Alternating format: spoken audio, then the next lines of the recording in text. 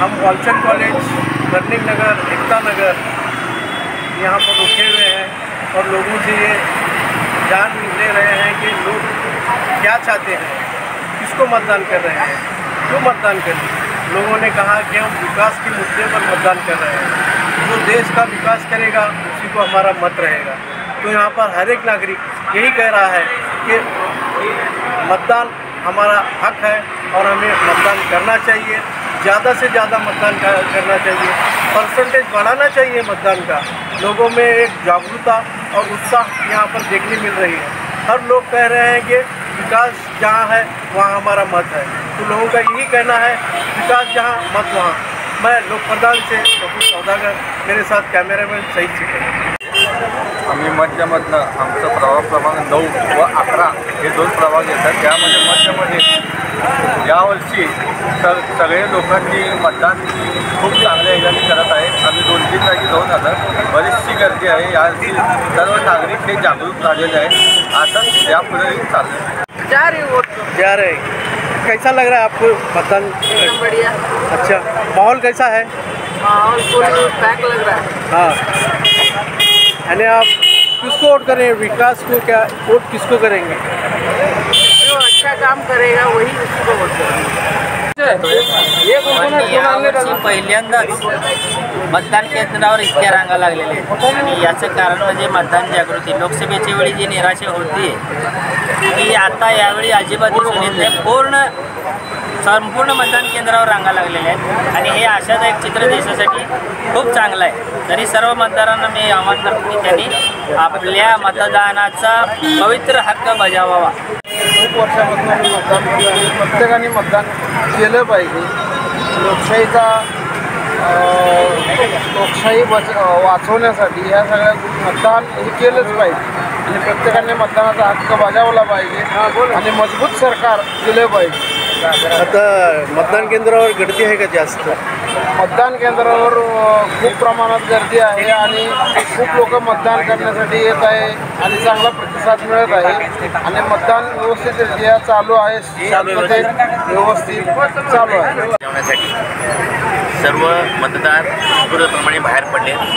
मतदानाची एवढी जागृती झालेली आहे की आज एक मतदार घरामध्ये थांबत नाही आहे। त्याची सगळ्यांची सोय करण्यात आलेली आहे की मतदानापर्यंत जाण्यासाठी त्यांना आम्ही पूर्ण सहयोग करतो आहे किंवा तुम्ही मतदान करणं देशासाठी खूप गरजेचं आहे।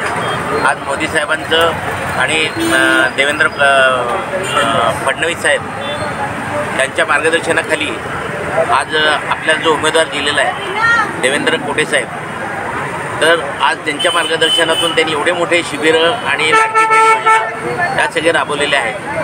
तर खूप मोठा प्रतिसाद आहे महिलांचा आणि लाडकी बहीण त्यात संबंधात त्यांना गॅस कनेक्शन, घरकुल योजना या सगळ्या योजनेचा लाभ दिल्यामुळं भाजपला पूर्ण प्रतिसाद चांगल्या पद्धतीने मिळत आहे आणि खूप चांगली संख्या मतदान केंद्रावर दिसत आहे। रक्तदान आहे, सर्वांनी 100% मतदान करावं व लोकशाही बळकट करावी।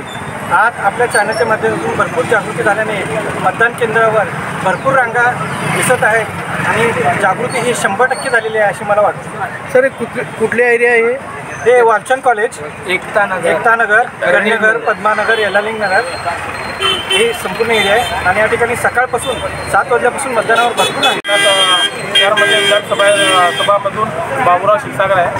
मी आपल्या भागातील सर्व मतदार बंधू भगिनींना एकच जाहीर आव्हान करतो की जास्तीत जास्त संख्येने बाहेर पडून सर्व मतदारांनी आपला मतदानाचा हक्क बजावावा व आपला योग्य तो उमेदवार आपला निवडावा अशीच मी माझ्या वतीने सर्वांना विनंती करतो। सर हे कुठले एरिया आहे?